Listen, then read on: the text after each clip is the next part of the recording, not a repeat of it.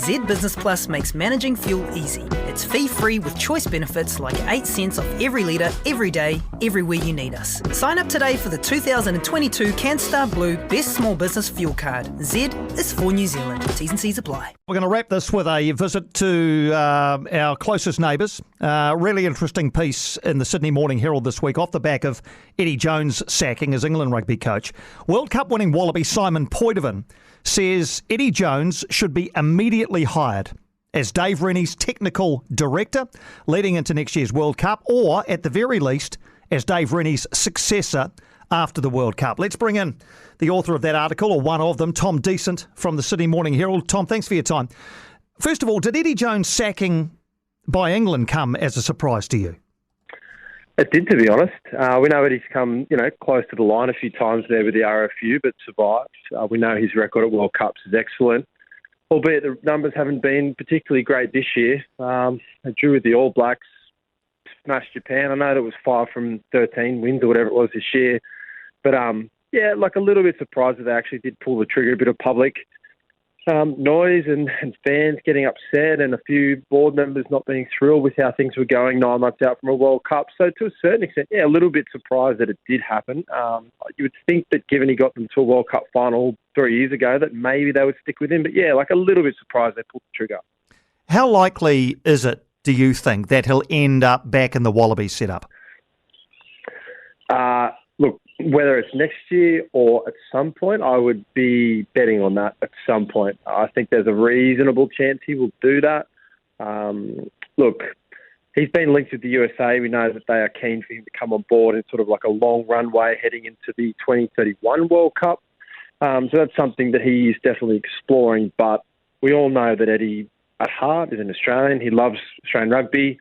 It would have to be on his terms, and there'd have to be a lot of things to go right for it to happen. But I would be quietly confident that at some point he'll be back in Australian rugby in some capacity, whether that's a coach, technical director, not quite sure.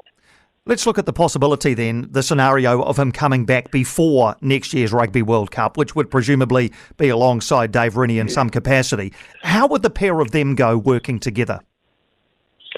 Yeah, that's $1 million question. I don't think they would be great, to be honest. I don't know how Rennie would feel about Eddie coming in and doing something like that. The question is whether, in 2018, Michael Cheika had sort of unfettered power within that Wallaby squad, and then had Scott Johnson come in as the director of rugby, which sort of shook it up. Michael Cheika spoke years after that saying he didn't really like that setup. Now, Dave Rennie doesn't really have too much of a leg to stand on, given the Wallabies' win record's 38% under him. So you can hardly say that the results have been outstanding under him. Rugby Australia might want to bring in Eddie's technical consultant, similar to what he did in 2007 with South Africa. Look, it's probably fair to say they're very different characters, and it would be a very interesting dynamic if you had a guy come in 9 months out from a World Cup. Eddie likes to be very hands-on. Dave sort of had his fingerprints on this team for 3 years, building towards a World Cup. It would be very, very interesting if they did. I don't think they will do it, but funny things have happened. Is Dave Rennie's job definitely safe? Will he take the Wallabies to the World Cup next year?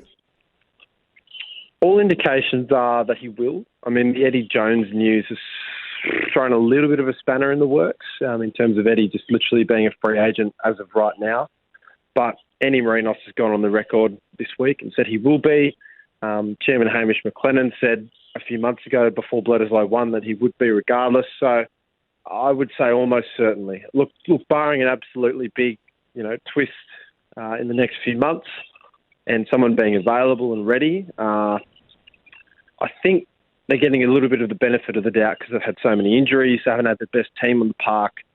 They're close there, thereabouts. They had a spring tour where they nearly beat France and Ireland, beat Scotland, beat Wales, played a poor team against Italy and lost. So very hard to get a read on this Wallabies team. But I think, very, very confident that he will be the guy at the World Cup, barring something in the next few weeks. We will see that. If and when, as you've said, Eddie Jones does come back into the Australian fold in some capacity, would that be popular with Australian rugby fans? Good question. We did a poll on our site at the Herald just questioning whether that would be the case, and about 60% of people would be okay with Eddie coming back in some capacity, whether that's technical director or coach. I think they appreciate that his heart is in Australian rugby, and he does love what he does, and he does have a soft spot for it. He obviously got shafted in 2005, and there's sort of scars from that. But by the same token, there are people in Australian rugby who have dealt with Eddie, who played under Eddie, who remember what he was like. His coaching styles are intense. Some of the Super Rugby franchises would have a lot more accountability, and Eddie's not easy to work with. We've seen that with the RFU and the clubs as well. So, look, it would certainly be very polarising, that's for sure. But if he could get this Wallabies team humming with a Lions series and a World Cup in 2027 at home, I think Australian rugby fans are crying out for results. And if Eddie's the guy, then I think Australians are at the point where they take him. If he wanted to do it, there's a big if there. I mean, money's a thing. Would he come back to Australian rugby? Like, it's not all set in stone. You know, it's all good to talk about it, but there's a lot of hurdles to overcome for it to happen. If it's not Eddie Jones and it's not Dave Rennie, then who is the next Wallabies rugby coach? Great question. Look, I don't think Scott Robertson will come. I know he loves Coogee and Sydney and what we provide from a social perspective. Yeah. But I don't think he's coming. I'd be stunned if he doesn't end up at New Zealand rugby. Look, Dan McKellar has obviously been sort of the heir apparent to Rennie, Australian guy, obviously coach of Brumbies. He's in the setup now. He's probably your guy. There was some talk that if they were to spear Dave, which they haven't and probably won't before the World Cup, that McKellar could come in an interim role. But yeah, he's probably your guy. Outside of that, they're very keen to either get an Australian back in, sort of at the absolute most. I mean, they've had Dave Rennie, who's been great, but they just feel like they want an Australian back in that role.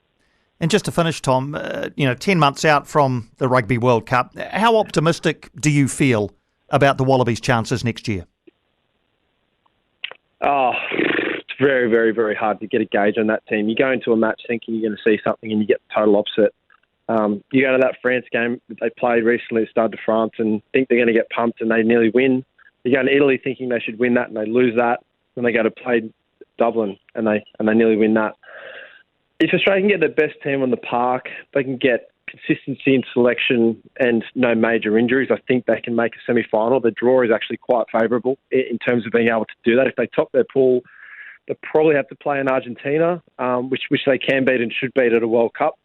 But then they got Michael Cheika against them, which would be a cracking story if they played them in a quarter-final. So, look, certainly not optimistic. I don't think they can win the World Cup, despite what people think. I think there's a core group of 4 or 5 teams that can. I don't think Australia are in that boat yet, but they have shown that they're fearless against big teams and tournament, knockout.